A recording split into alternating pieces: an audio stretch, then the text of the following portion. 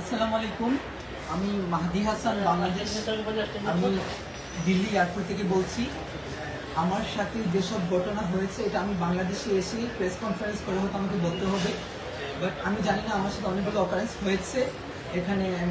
আমাকে প্রায় 40 মিনিটের মতো আমাকে পুলিশ কাস্টডিতে আটকে রাখা হয়েছিল। আমাকে খুবই বাজে আমার সাথে অ্যাপ্রোচ করা হয়েছে এবং তারা আমাকে জেলে দিতে চেয়েছিল। আই ডোন্ট নো আমি কী করেছি। এবং আমি বারবার বলেছিলাম যে if I do any kind of illegal work, আমার দেশের সাথে কন্ট্যাক্ট করেন, এম্বাসির সাথে কথা বলেন, আমার কান্ট্রি গভর্নমেন্টের সাথে কথা বলেন, বাট কেউ কিচ্ছু শোনে নাই। তারা আমার সাথে খুবই বাজে আচরণ করেছে। আমার 12:40-এর ফ্লাইট, আমি জানি না ধরতে পারবো কিনা। এখন সাডেনলি আমাকে এখন রিলিজ করা হয়েছে এবং ইমার্জেন্সিতে আমাকে ইমিগ্রেশন দেওয়া হয়েছে। আমার 12:40-এর ফ্লাইট। আমি বাংলাদেশের মানুষকে বলবো যারা আমার জন্য টেনশন করেছেন, থ্যাংক ইউ এভরিওয়ান।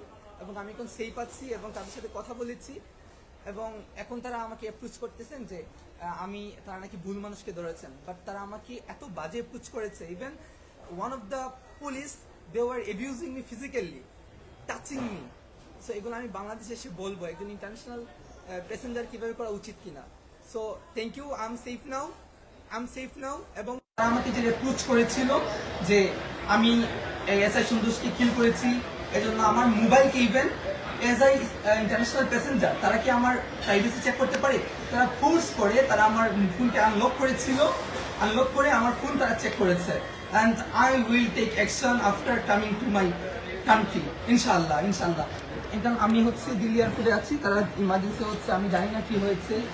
হয়তো আমার দেশ আমাকে সহযোগিতা করেছে, আমাকে তারা ইমিগ্রেশন করিয়েছে এবং বলেছে আমার জন্য ফ্লাইট ওয়েট করছে।